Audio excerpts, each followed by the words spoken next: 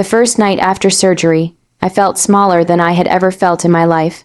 My body ached in ways I didn't know were possible, and every movement was a cruel reminder of my fragility. The world outside my hospital room was loud and chaotic, but inside, there was a hollow silence that no beeping machine could fill. I had expected someone, my mother, to be there to hold my hand to tell me that I would be okay. She had promised. "I'll be there every step of the way," she had said, her eyes glistening with a mixture of pride and concern. "You won't have to face this alone." Those words had been my anchor through the pre-surgery jitters, my reassurance when the fear of waking up in pain seemed unbearable. I had clung to that promise like a lifeline, imagining her by my side, bringing me comfort, feeding me soup, helping me adjust to this new, fragile version of myself. But promises, I was learning, were fragile things too. By the second day, I noticed a subtle shift in the house, her perfume lingering in places she shouldn't have been, her voice echoing in the hallway, not with concern but with hurried excitement. Then came the call, "Sweetheart." She chirped from somewhere impossibly sunny and luxurious. I just couldn't resist this last-minute getaway. "Don't worry about me. I'll be back soon. Just focus on resting, okay?" I stared at the phone, numb as the words sank in. A luxury resort, palm trees, crystal, blue pools, gourmet meals. While I lay in pain, barely able to lift my head from the pillow, she was somewhere else, laughing, sipping something cold, living a life of indulgence. I felt a strange cocktail of emotions. Betrayal, disbelief, and a gnawing hurt that went deeper than my surgical wounds.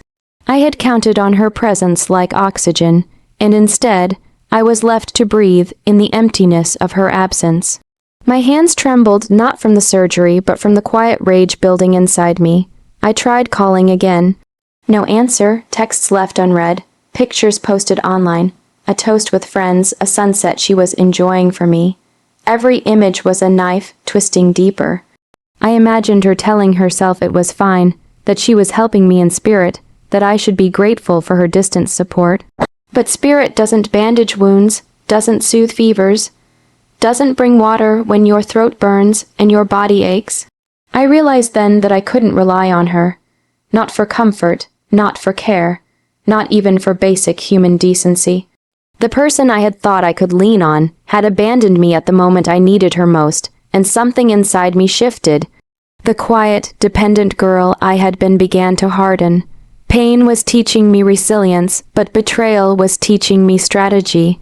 If she could leave me alone in my weakest hour without a second thought, then perhaps it was time I learned to fend for myself. Perhaps it was time she realized that promises, once broken, have consequences.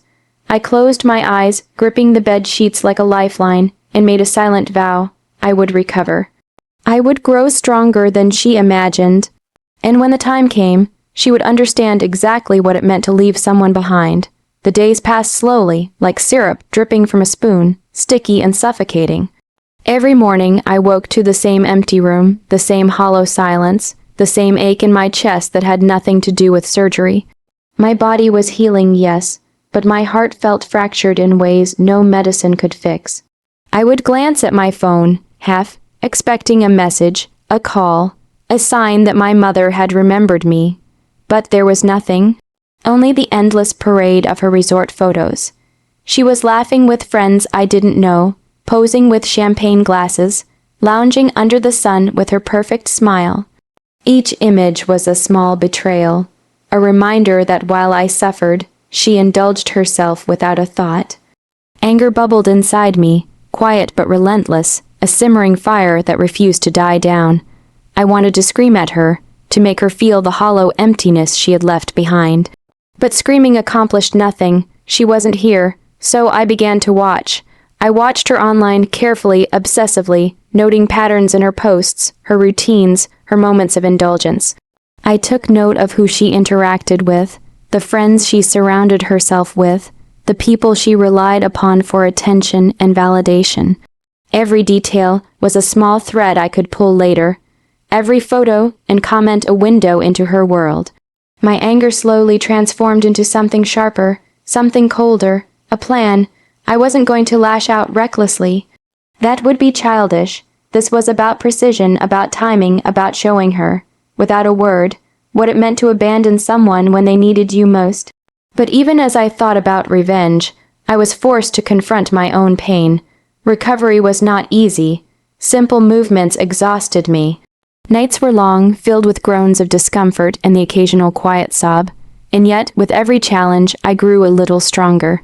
Each step I forced myself to take without assistance was a victory. Each meal I managed to cook, each pill I took on schedule, each shower I navigated alone was proof that I didn't need her. I could survive, I could thrive, and that realization made my fury sharper. She had underestimated me, she always did. She believed that I would crumble without her, that my dependence was permanent.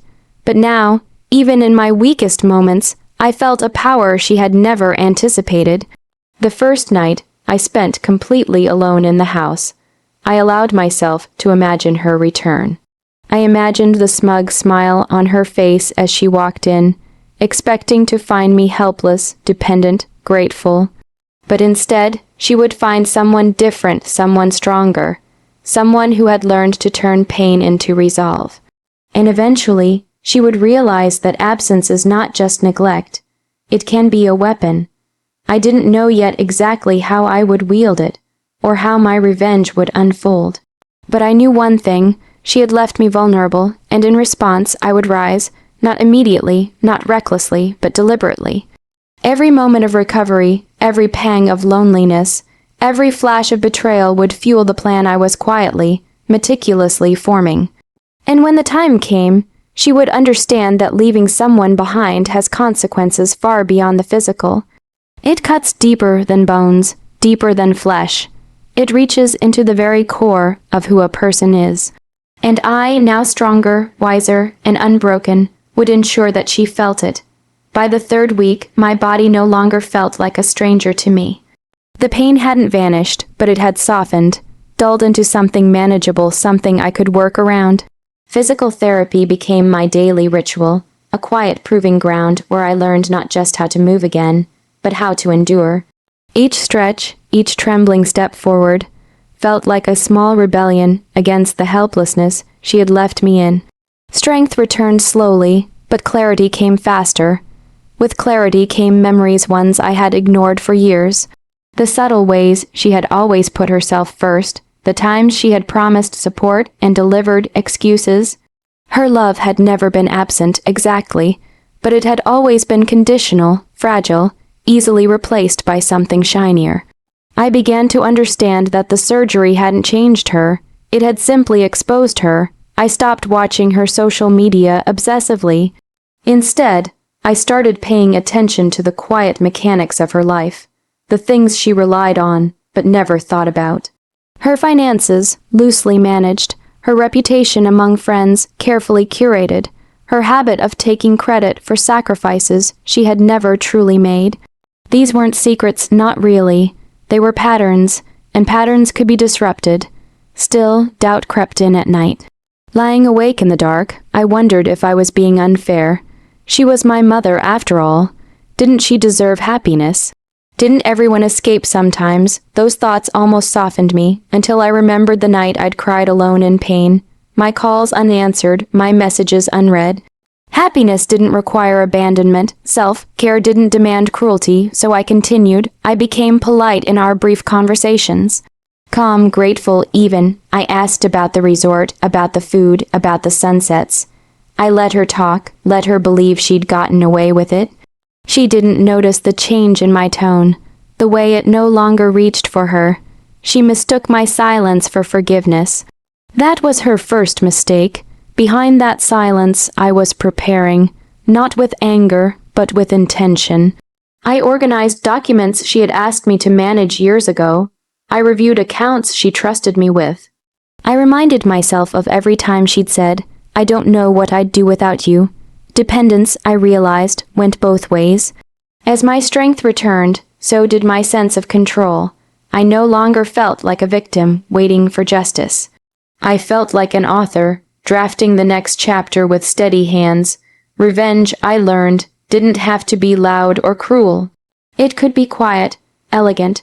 It could simply involve letting someone face the consequences of their own choices. The most difficult part was reconciling who she was with who I needed to become. There were moments I mourned the mother I wished I had, the one who would have stayed, who would have chosen me. But grief, like pain, eventually transforms, it sharpens, it teaches. By the time she mentioned coming home, excitement laced with casual guilt, I was ready.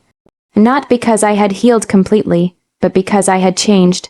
I no longer needed her approval. I no longer needed her presence to feel whole. She thought she had left me behind. In truth, she had given me time to recover, time to grow, and time to understand exactly how to make sure she would never underestimate me again. The day she returned, the house smelled of freshly polished wood and faint lavender, the scent of someone who thought everything was still untouched, unchanged.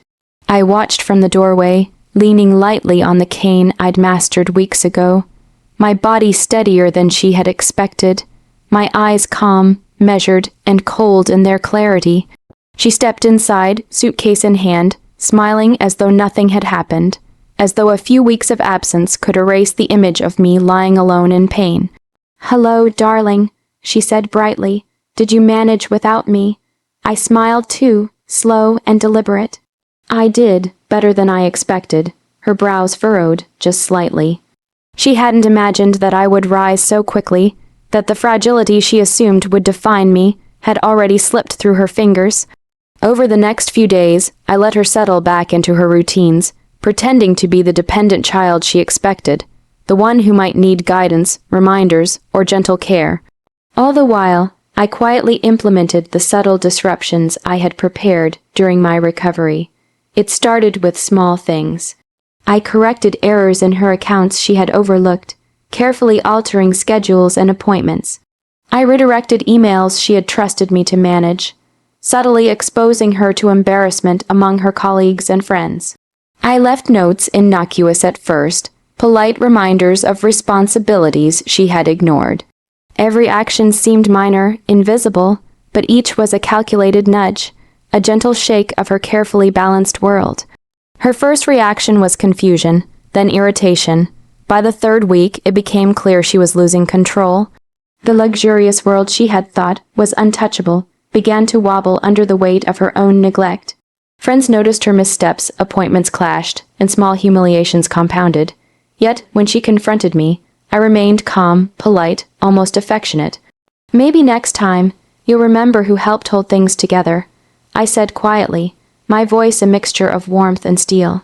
She didn't understand until the day I showed her the evidence, the things she had left for me to manage, the care she had assumed I would blindly provide. The luxurious trip, the weeks she spent basking in comfort while I healed alone. It was all reflected in the chaos she now faced. I saw it then, the recognition in her eyes, the shock that she had underestimated me.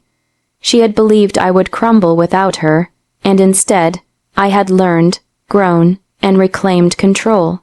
I didn't gloat, I didn't yell, I didn't make her suffer unnecessarily. True revenge, I realized, isn't about cruelty. It's about balance, about showing someone exactly what it feels like to leave another behind. And in that moment, I felt something I hadn't expected, closure. The pain of abandonment had transformed into power, not just over her, but over my own life. I had survived, healed, and turned betrayal into strength. She stayed in the house, but the dynamic had shifted. I was no longer the child who needed protection. I was the person who could endure, adapt, and assert boundaries without apology. She had been a luxury I no longer depended upon, and for the first time, I felt complete independence, freedom forged from betrayal and tempered with resilience. As I walked past her into the sunlight, cane in hand but spirit unbroken, I understood the quietest, sweetest truth. Revenge doesn't need to hurt. Sometimes, it simply needs to let someone face the consequences of their own choices, while you rise, unstoppable, unshakable, and unbroken.